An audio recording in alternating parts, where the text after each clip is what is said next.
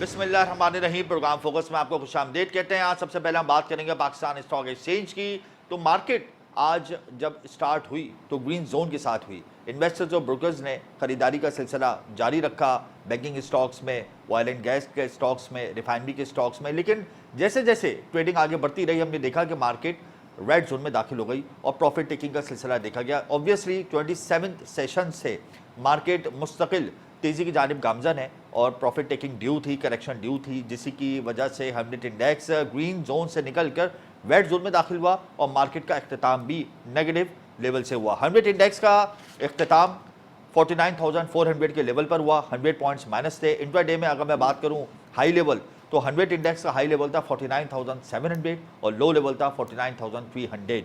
बहरहाल 332 मिलियन का कारोबार हमने आज मार्केट में रिकॉर्ड किया। ओवरऑल अगर मैं बात करूं तो 139 कंपनीज ऐसी थी जिनके शेयर्स ग्रीन जोन में ट्रेड हुए और 185 कंपनीज ऐसी थी जिनके शेयर्स रेड जोन में ट्रेड हुए। प्रॉफिट टेकिंग और करेक्शन की वजह से मार्केट रेड जोन में बंद हुई। इसके अलावा प्रोग्राम में हम बात करेंगे करेंसी मार्केट में डॉलर की कीमत की। करेंसी मार्केट में डॉलर की कीमत में आज इजाफा देखा गया। 29 रोज बाद हमने देखा इंटर बैंक में और ओपन मार्केट में डॉलर की कीमत में इजाफा हुआ और बड़ा इजाफा हुआ। इंटर बैंक मार्केट में डॉलर 277 रुपए 3 पैसे से बढ़कर 280 रुपए 29 पैसे पर बंद हुआ। 3 रुपए 26 पैसे का इंटर बैंक मार्केट में हमने डॉलर की कीमत में इजाफा देखा। ओपन मार्केट में भी इसका असर आया मनफी और इसकी वजह से ओपन मार्केट में डॉलर 277 रुपए से बढ़कर 280 रुपए का हो गया, 3 रुपए का इजाफा देखा। इंटरबैंक मार्केट में जब डॉलर महंगा होता है ऑब्वियसली तो उसका भी एक नेगेटिव इंपैक्ट ओपन मार्केट में भी आता है और इसी की वजह से डॉलर की कीमत में हमने आज ओपन मार्केट में इजाफा देखा। अब ये इजाफा क्यों हुआ, इस हवाले से हम प्रोग्राम में बात करेंगे मुफस्सिल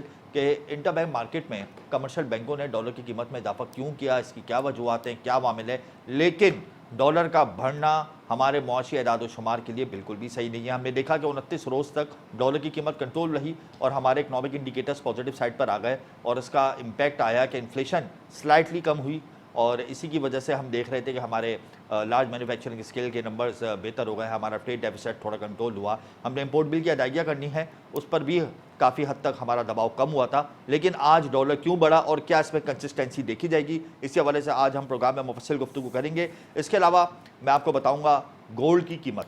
जाहिर सी बात है जब डॉलर बढ़ता है तो वो कैलकुलेट होती है उससे गोल्ड प्राइसेस और इस वक्त मुल्क भर में फ़ी तोला सोने की कीमत बढ़ गई है। 6,400 रुपये फ़ी तोला सोना मुल्क भर में महंगा हो गया है। डॉलर अगर सस्ता होता तो यही सोने की कीमत सस्ती होती, लेकिन बहरहाल मुल्क भर में फ़ी तोला सोना 6,400 रुपये आज महंगा हुआ है।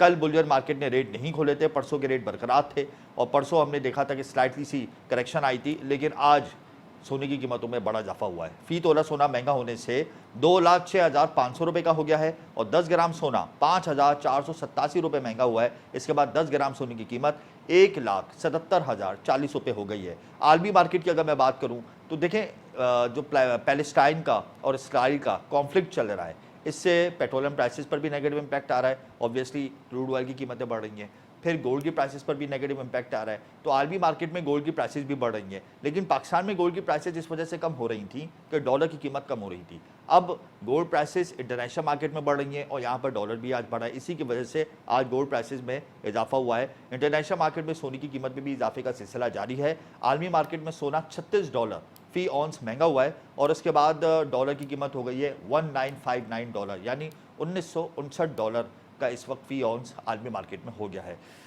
इसके अलावा आखिर में हम बात करेंगे ऑटो सेक्टर की। लार्ज मैन्युफैक्चरिंग स्केल में अगर हम ऑटो सेक्टर की बात करें तो ऑटो सेक्टर कई महीनों से, बल्कि मैं कहूँ कि कई सालों से, तो गलत नहीं होगा, नेगेटिव साइड पर है और इसी की वजह से हम देख रहे हैं कि लार्ज मैन्युफैक्चरिंग स्केल के नंबर यानी बड़ी सनतों की जो तरक्की के एदाद शुमार थे उसमें ऑटो सेक्टर आज भी माइनस में है।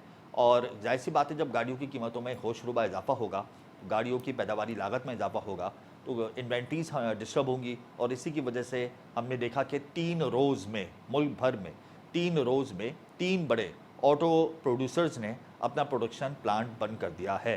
टोयोटा, सुजुकी और होंडा, इन तीनों ने पाकिस्तान स्टॉक एक्सचेंज को लेटर्स लिखकर यह आगाह कर दिया है कि उन्होंने अपने प्रोडक्शन प्लांट्स को वक्ती तौर के लिए बंद कर दिए हैं क्योंकि इन्वेंट्री के मसाइल हैं, फिर पुर्जाजात की जो कीमतें हैं वो महंगी हो गई, पैदावारी लागत बढ़ गई और फिर जब डिमांड कम होती है तो ऑब्वियसली प्रॉफिट का रेशो भी कम होता है। इसी हवाले से पाक सुजुकी मोटर कंपनी ने प्रोडक्शन प्लांट 25 अक्टूबर से 27 अक्टूबर तक बंद रखने का ऐलान किया है। और इसके 3 दिन में 3 ऑटो कंपनियों ने गाड़ियों की फ़रोख्त में कमी और स्पेयर पार्ट्स की तरसील से मुतासर होने के बाद प्रोडक्शन प्लांट बंद कर दिए हैं। होंडा एटलस कंपनी ने अपना प्रोडक्शन प्लांट 24 अक्टूबर से 31 अक्टूबर तक बंद रखने का ऐलान किया है और इसी हवाले से टोयोटा ने भी पाकिस्तान स्टॉक एक्सचेंज को बता दिया था कि हम अपना प्रोडक्शन प्लांट बंद रखेंगे। ऑटो सेक्टर के नंबर्स ताहाल नेगेटिव साइड पर हैं, जिसकी वजह से ये 3 बड़े प्रोड्यूसर्स ने अपना प्लांट वक्ती तौर के लिए बंद कर दिया है। डॉलर क्यों बढ़ा और क्या वजूहात हैं, इस हवाले से हम प्रोग्राम में गुफ्तगू करेंगे। इसके अलावा PIA और PSO के माली मामला तय पा गए हैं। PIA का फ़्लाइट ऑपरेशन भी शदीद मुतासर है, जिसकी वजह से इंटरनेशनल और डोमेस्टिक फ़्लाइट्स बहुत ज़्यादा डिस्टर्ब हैं। PIA और PSO ने माली मामला के हवाले से मीटिंग की थी, जिस पर PIA ने यकीन दहानी कराई है कि वो PSO को रोज़ाना की बुनियाद पर 10 करोड़ रुपए अदा करेगा। इस पर स्लाइटली इंक्रीज़ भी हो सकता है। जो डिमांड है उनकी 11 करोड़ 12 करोड़ के हिसाब से भी वो पेमेंट कर सकते हैं, उस हिसाब से वो फ्यूल भी ले सकते हैं। तो अब ये क्या अवामिल हैं जिसकी वजह से फ़्लाइट ऑपरेशन डिस्टर्ब हुआ है, जब फ्यूल की तरसील भी बहाल हो गई है, और आइंदा आने वाले दिनों में क्या प्लानिंग है PIA मैनेजमेंट की, इस हवाले से भी प्रोग्राम में गुफ्तगू करेंगे। लेकिन यहाँ वक्त हुआ है ब्रेक का, हमारे साथ रहिएगा।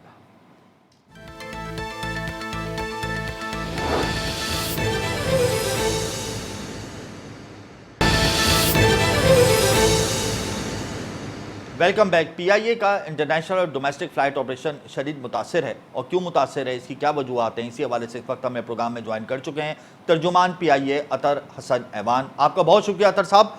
क्या वजूहत हैं जिसकी वजह से PIA का फ़्लाइट ऑपरेशन मुसलसल मुतासर है और परवाज़ें मनसूख कर दी गई हैं, कई कई घंटे मुसाफिर एयरपोर्ट पर बैठते हैं?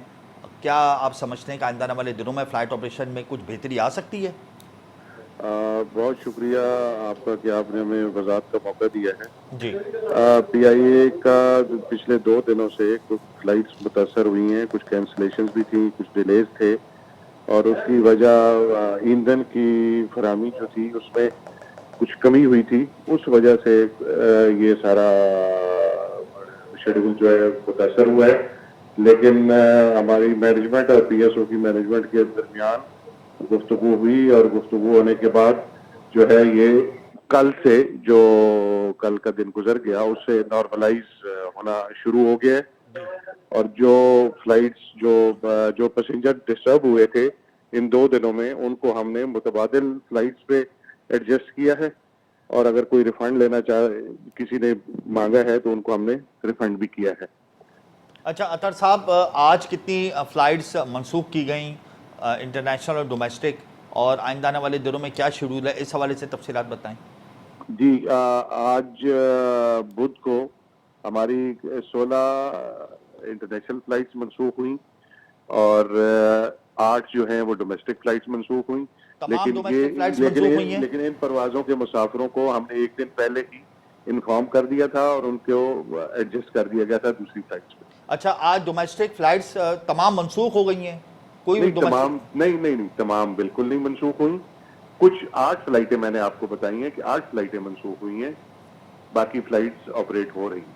अच्छा अतर साहब, अब कल का क्या शेड्यूल होगा, या कल कुछ बेहतरी आने के आसार हैं इंटरनेशनल और डोमेस्टिक लेवल पे, उस हवाले से क्या इंफॉर्मेशन है? जी, मैं आपको एक बड़ी मुस्बत खबर ये भी बताता चलूं कि PIA ने और फंड्स की अपने जराये से अरेंजमेंट की हैं जी, और इंशाल्लाह कल से PIA का जो शेड्यूल है वो अराउंड 90% तक बहाल हो जाएगा, और इसमें इंटरनेशनल फ्लाइट्स भी हैं, डोमेस्टिक भी हैं, तो कल से हम ऑलमोस्ट नॉर्मलाइज की तरफ जाएंगे। अच्छा, आपके और PSO के माली मामला तय पा गए थे। PIA ने PSO को पेमेंट प्लान पेश किया, जिसको PSO ने एक्सेप्ट कर लिया, कोई एतराज़ नहीं उठाया। तो आज आप लोगों ने फ्यूल की मद में कितनी अदायगी की PSO को, क्योंकि रोज़ाना की बुनियाद पे आप लोग अदायगियाँ कर रहे हैं?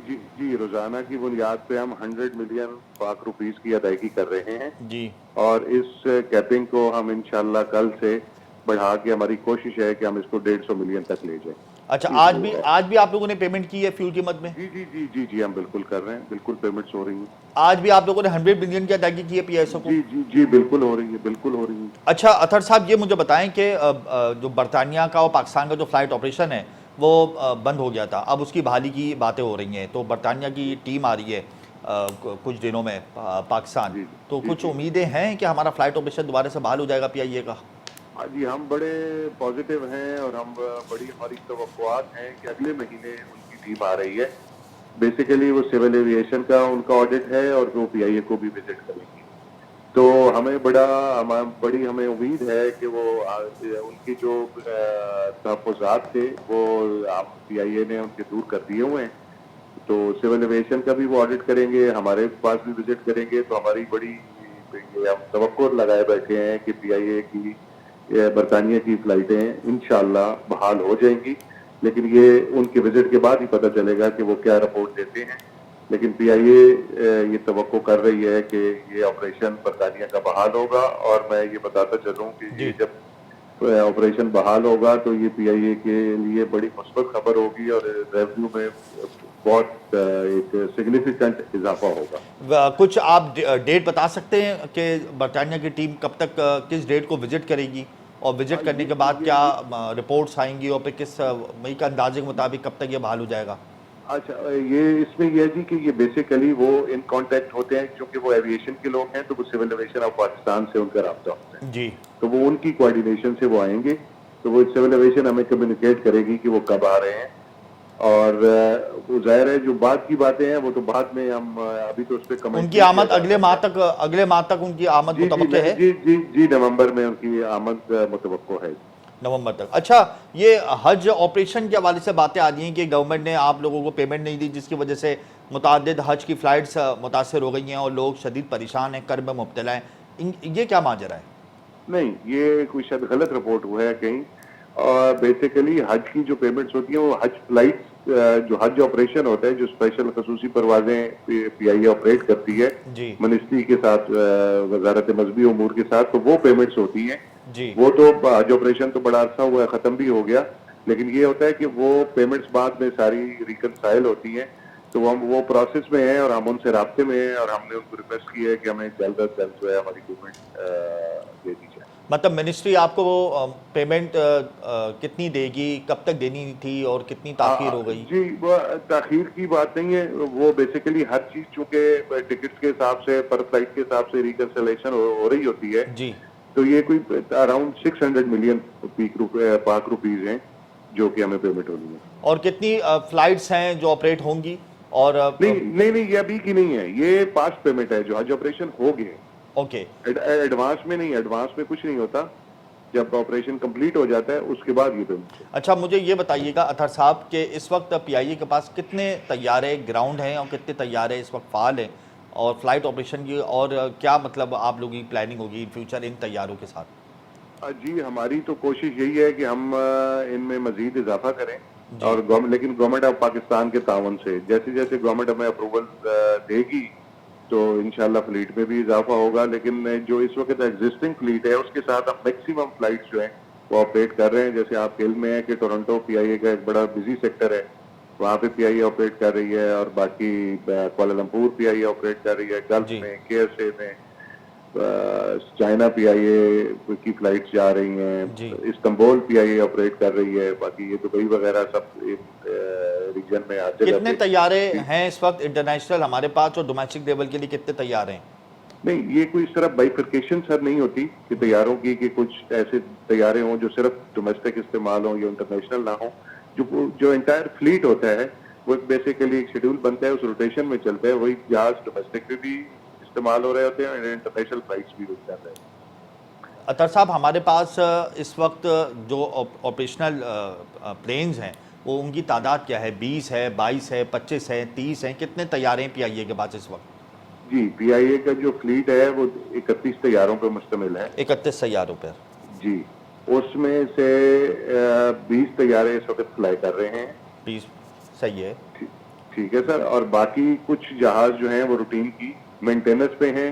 और दो ऐसे जहाज हैं हमारे पास जो कि हम जो लीज पे थे तो हम इंडोनेशिया वाले मामले पे जो 2 जहाज। जी, वो भी इंशाल्लाह, वो भी हमारा वक्त गया था गवर्नमेंट ऑफ पाकिस्तान की सरबराही में जी। तो वहां से वो इंशाल्लाह जैसे ही कोई पॉजिटिव आउटकम होगी तो वो भी हम आप लोगों के साथ। एक अंदाजे के मुताबिक वो 2 तैयारे हमारे ऑपरेशन में कब तक शामिल हो जाएंगे? इस महीने हो जाएंगे, अगले महीने हो जाएंगे, कितना टाइम लगेगा? तवक्को ये की जा रही है कि जैसे ही गवर्नमेंट ऑफ पाकिस्तान अगर अप्रूवल देगी तो वो तो उसके बाद हम कोई इस पे वाज़ह डेट बताने में अच्छा, कामयाब एक होंगे। एक आखिर में मुझे ये बता दें कि पीआईए को प्राइवेटाइज करने की बातें हो रही हैं, तो या तंजीम नौ करने की बातें हो रही हैं, तो प्राइवेटाइजेशन की तरफ मामला बड़ी तेज़ी से जा रहे हैं या तंजीम नौ की तरफ मामला बड़ी तेज़ी से जा रहे हैं?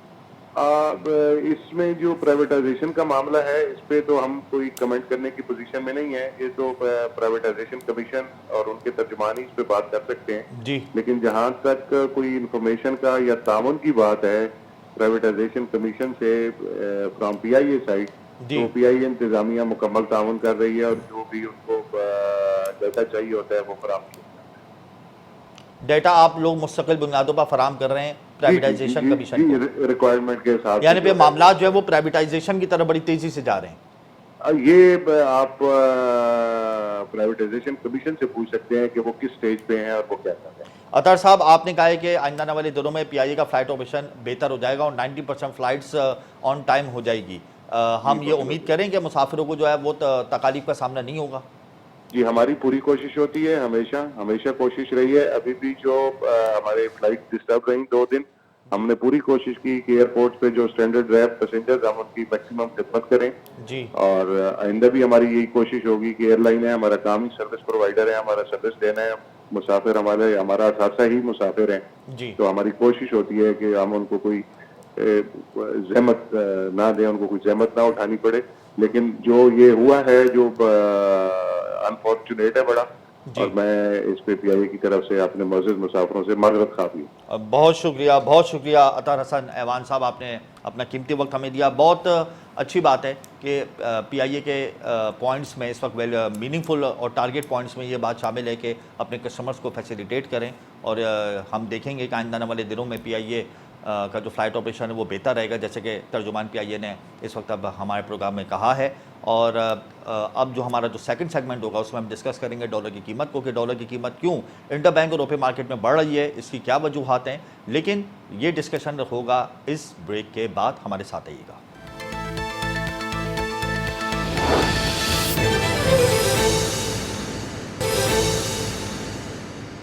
Welcome back. 29 रोज के बाद करेंसी मार्केट में डॉलर की कीमत में हमने बड़ा इजाफा देखा। इंटरबैंक और रुपए मार्केट में डॉलर की कीमत में आज इजाफा हुआ। क्या वजूहात थी, क्यों हुआ और क्या इसमें कंसिस्टेंसी तो नहीं होगी? ये बड़ी अचंभे की बात है कि 29 रोज़ तक हमने डॉलर की कीमत को कंट्रोल करके रखा। उसके बाद इंटरबैंक मार्केट में जब डॉलर बढ़ा तो उसका मनफी असर रुपए मार्केट पे भी आ गया। इसी हवाले से इस वक्त हमें प्रोग्राम में ज्वाइन कर चुके हैं जफर पराचा, जनरल सेक्रेटरी हैं exchange companies association of Pakistan के। बहुत शुक्रिया जफर साहब। 3 रुपये 26 पैसे का इजाफा इंटरबैंक मार्केट में डॉलर की कीमत में हुआ और रुपए मार्केट में 3 रुपये महंगा हो गया। इतना बड़ा इजाफा एक दिन में हो गया 29 रोज़ के बाद। क्या हम ये तवक्को तो नहीं लगा बैठे हैं कि अब डॉलर की कीमत में मुसलसल इजाफा होने लगेगा? अस्सलाम वालेकुम जनाब। वालेकुम सलाम। देखिए जी, बात यह है कि एक तो जो मुसलसल इजाफा तो मैं समझता हूँ नहीं होगा इंशाल्लाह ताला, इंशाल्लाह। क्योंकि जो हमारे आर्मी चीफ और उनकी टीम जो काम कर रही है शब रोज़, वो तमाम इलीगल लोगों के खिलाफ, वाइट कॉलर क्राइम के खिलाफ, और वो अपना दायरा कार अब बढ़ाते जा रहे हैं। जी गो कि वो खुशी से ये काम नहीं कर रहे हैं, लेकिन मजबूरी में कर रहे हैं जब इदारों ने अपने काम नहीं किए। जी और उसके असरात हमने देखे, तकरीबन 50-55 रुपया ओपन मार्केट में डॉलर कम हो गया जी और इंटरबैंक के अंदर तकरीबन 28 से 30 रुपए, और उसके असरात हर जगह आए। बिल्कुल है। आपके ग़िज़ाई अजनास पे आए, आपके कंस्ट्रक्शन मटेरियल के ऊपर आए, आपके पेट्रोल के ऊपर आए, आपकी जो खाद वगैरह यूरिया जो स्मगल हो रही थी वो अब अवेलेबल है इजीली। गोल्ड मार्केट जो 70-75 साल से टोटली इलीगल है, जी तमाम दुकानों पर स्टॉक्स भी इलीगल है, वो भी अब कंट्रोल करने की कोशिश की जा रही है। इसी तरह अभी तक हमको नजर आया कि हुकूमत के कंट्रोल में नहीं नजर आए। ये जो 2 दिन का वाकया है, जी कल का और आज का, कि लगता है कि एस्टेब्लिशमेंट और आर्मी चीफ की कोशिशों पे पानी फेरने वाली बात है। और उनके साथ ही किसकी जानिब से पानी फेरने वाली बात है? ये कौन पानी फेरने की कोशिश करेगा? बैंक्स अच्छा, बैंक्स आप कह रहे हैं। बैंक्स की मोनोपोली जो है वो प्रॉब्लम क्रिएट कर रही है। की प्रॉब्लम क्रिएट कर रही है। देखिए बैंकों के जो प्रॉफिट्स हैं पिछले साल वो थे 400 कुछ बिलियन के। जी इस साल 2000 उनके जो प्रॉफिट्स आए हैं वो 700 बिलियन रुपीस के आए हैं, डबल हो बिल्कुल, गए। डिपॉजिट्स भी इतना तारीखी तो सतह पे उनका पहुंच गए हैं। कैपिटल नहीं। जी जी चलो एक अच्छी बात है, मैं प्रॉफिट की बात कर रहा हूँ, जी तारीखी बिल्कुल सतह पे बिल्कुल। है। और इतने तो उनका कैपिटल भी नहीं है, इतना उन्होंने सरमाया भी नहीं है जितने उनके प्रॉफिट्स हैं। तो बात यह है कि और एक सबसे अहम बात यह है कि जो एक दो बैंक छोड़ के कोई भी बैंक अब पाकिस्तानी नहीं रहा, उसके मालकान शेयर होल्डर्स फॉरेनर्स हैं, ये जी प्रॉफिट्स बाहर जा रहे हैं। सही तो है। बेजा इतना ज्यादा नफा कमाना और आवाम को लूटना, तो वो मैं समझता हूँ गैर मुनासिब बात है। इसी तरह जो पिछले अरसे में कुछ वहां से हो रहा था इंटर बैंक के अंदर, रेट ऊपर नीचे, तो आज ऐसी क्या तूफान आ गया कि 4 रुपए के करीब इंटरबैंक बढ़ गया। अब वो ये कहते हैं जी कि इंपोर्ट का प्रेशर है, कोई पेमेंट का प्रेशर है। तो भाई ये कोई अचानक तो नहीं पैरामेंट आ जाती है ना, ये तो इसका स्केड्यूल बना हुआ है, शेड्यूल है कि ये साल पहले 2 साल पहले हमको फलाने तारीख को इतनी पेमेंट करनी है। और 200 मिलियन की पेमेंट की जो बात हो रही है, तो वो उससे ज्यादा तकरीबन 150-200 मिलियन डॉलर तो एक्सचेंज कंपनीज ने दे दिया 1.5-2 महीने के अंदर। कितना आपने इंटरबैंक मार्केट को डॉलर फराम कर दिया है? तकरीबन हम लोगों ने 500 मिलियन डॉलर के करीब फराहम कर दिया है। सिर्फ ये 500 जब से मिलियन? आरबी 1.5-2 महीनों में सिर्फ जी 500 ये मिलियन? सर 500 मिलियन भी बहुत होता है ना। देखिए बैंक तो बात कर रहे हैं 1 बिलियन डॉलर भी हम 200 नहीं कर मिलियन सके, की। 1 बिलियन डॉलर भी हम लोग नहीं दे सके। नहीं, हम ओवरऑल पूरे साल में तो 7-7.5 बिलियन डॉलर देते हैं। मैंने आपसे आफ्टर कहा क्रैक एक माह डाउन, के अंदर। आफ्टर क्रैक डाउन जो एक लिक्विडिटी क्रंच था डॉलर का, लोगों ने स्टॉकिंग करी भी थी। उसके बाद एक्सचेंज कंपनीज का तो टारगेट होना चाहिए था कि हम कम से कम 1 बिलियन डॉलर तो फराम करें, क्योंकि अशराफिया के पास तो आपको मालूम है कि अच्छा खासा डॉलर स्टॉक हुआ हुआ है। देखिए इशराफिया वाला डॉलर अभी नहीं निकला, अच्छा अच्छा, क्योंकि मनफी खबरें फैलाई जा रही हैं कि जी ये सस्टेनेबल नहीं है। सही और है। आज जो ये की अश, वजह से वो लोग बहुत अशराफिया ज्यादा वाला जो डॉलर है उसका तखमीना क्या है जफर साहब, अंदाजे के मुताबिक? 10 से 15 बिलियन डॉलर है आपके मुल्क में कैश, जो लॉकरों में, घरों में या जहां पे भी कहीं है, 10 से 15 बिलियन डॉलर है। और अगर वो मार्केट में यकदम आ जाते तो डॉलर की कीमत को कहाँ देखेंगे आप? फिर तो आपको को डॉलर लेने वाला नहीं होगा। अभी आपने पिछले दिनों देखा कि जो हमने मार्केट में दिए हैं, जी ये तो वो हैं जो हमारे इनफ्लोज ग्रे मार्केट में चले गए थे। जी ये तो जो रेगुलर इनफ्लोज आते हैं ये वो हैं। जी। लेकिन अब अगर वो डॉलर मार्केट में आ जाए तो मैं तो फिर कुछ नहीं कह सकता कि 200 रुपए पे भी आ जाए डॉलर, अच्छा, अगर वो 15 बिलियन निकल के आ जाए। कुछ अरसे कबल बैंक्स कहते थे कि एक्सचेंज कंपनीज डॉलर की मैनिपुलेशन कर रही हैं। आज एक्सचेंज कंपनीज कह रही हैं कि बैंकिंग सेक्टर जो है वो मैनिपुलेशन कर रहा है।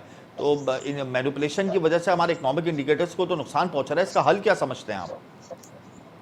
देखिए जनाब, बात यह है कि अभी जो जो ड्राइव चली है, क्रैकडाउन हुआ है, जी इसके अंदर तकरीब बहुत कम बैंक वाले जो पकड़े गए हैं, वो तकरीबन 80-90 लोग पकड़े गए हैं। जी ठीक है जी।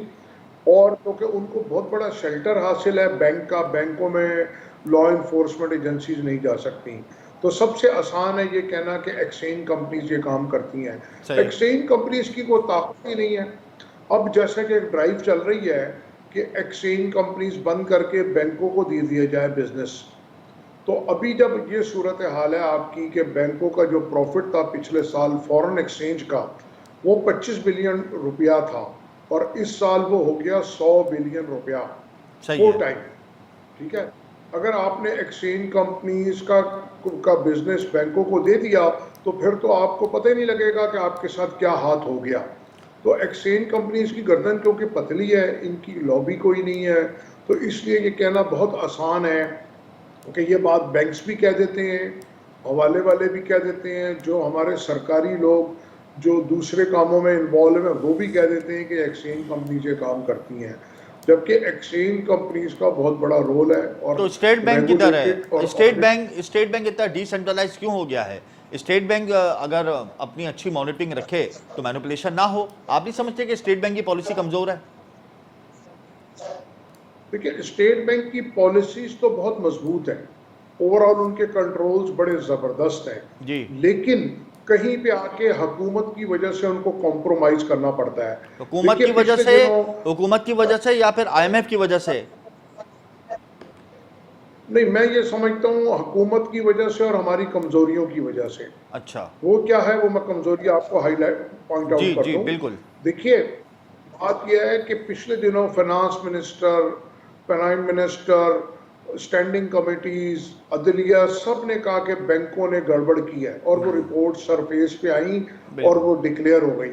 सही है। लेकिन हम बैंकों को फिर भी कोई पेनलाइज नहीं कर सके, कोई हम उनको सजा नहीं दे सके, क्योंकि जो उनके फॉरेन इन्वेस्टर हैं, जी। किसी के अंदर कोई सऊदी शहजादा है, किसी में कोई गल्फ का शहजादा है, या कोई यूरोपियन वर्ल्ड कंट्रीज बैंक, के कोई लोग हैं, वर्ल्ड वो बैंक का, इस्तेमाल कोई वर्ल्ड बैंक का करके नुमाइंदा है, कोई एशियन डेवलपमेंट बैंक से है, कोई आईएमएफ की टीम का बंदा है, इस वजह से भी हम हाथ नहीं डाल सकते। उन्होंने क्लियर कट कॉल करके कहा जी हम अपने पैसे वापस लेके जा रहे हैं, और आगे आप सोचिएगा भी नहीं कि हम यहाँ फॉरेन इन्वेस्टमेंट करेंगे। तो हम फिर वहाँ पे मट्टी की तरह ढेर हो गए, रेत की तरह बैठ गए हम। तो ये हमारी मजबूरी है, हम उन लोगों को फॉरेन इन्वेस्टर पे हम जितना ज़्यादा रिलाई करेंगे, जिन मुल्कों ने भी रिलाई किया है वो उतना ज़्यादा नुकसान में रहे हैं। जैसे कि पिछले दिनों हमने देखा, हमारे पास हॉट मनी आई, और जी। जब वो यहाँ से गई तो हमारी मईशत को हिला के गई। तो मेरा कहना ये है कि लोकल इन्वेस्टर को मौका दे, उस पर एतमाद करे, और लोकल इन्वेस्टर को भी चाहिए कि वो मुल्क से मोहब्बत करे, अपनी ड्यूटी पूरी करे, राइट्स अपने के अपने अच्छा हकूक़ के जफर साहब, मुतालबे की जगह। जफर साहब मुझे आखिर में ये बता दें कि आप इंटरबैंक और ओपन मार्केट में डॉलर की कीमत को बढ़ता हुआ देख रहे हैं या घटता हुआ देख रहे हैं? आज डॉलर की कीमत में बड़ा इजाफा हुआ 3 रुपये का इंटरबैंक और ओपन मार्केट में। हम ये उम्मीद तो नहीं लगाएं कि डॉलर अब आइंदा आने वाले दिनों में बढ़ेगा, या हम ये एक टारगेट जो हमारे सामने रखा जा रहा है कि 250 रुपये का हो जाएगा, हम वही एक्सपेक्टेशंस लेकर चलें? देखिए जी, मैं तो अभी तक इसी उम्मीद पे हूँ, और जो टारगेट्स हैं वो यही हैं 250 से 60 रुपए। जी। और मैं उम्मीद करता हूँ कि अगर बैंक्स को कंट्रोल कर लिया गया और एंटी स्टेट लोगों को कंट्रोल कर लिया गया, एंटी स्टैब्लिशमेंट लोगों को कंट्रोल कर लिया गया, तो इंशाल्लाह 250-60 पे डॉलर आ जाएगा।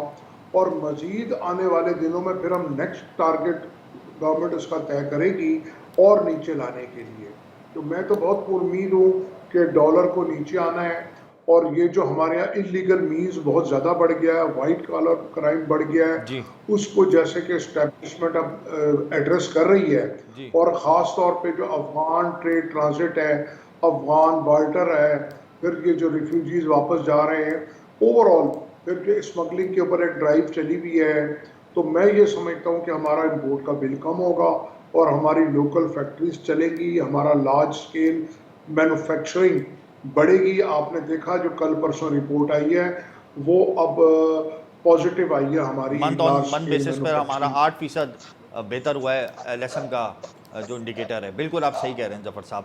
आपका बहुत शुक्रिया जफर तो साहब, मेरा कहना आपका बहुत शुक्रिया जफर साहब। इसमें कोई दो राय नहीं कि अगर डॉलर की कीमत कंट्रोल होगी और बैंक्स को मॉनिटर किया जाएगा तो यकीनन इंटरबैंक और ओपी मार्केट में डॉलर मजीद घटेगा। ऑब्वियसली अगर इंटरबैंक मार्केट में डॉलर की कीमत में इजाफा होता है तो ओपे मार्केट में भी होगा।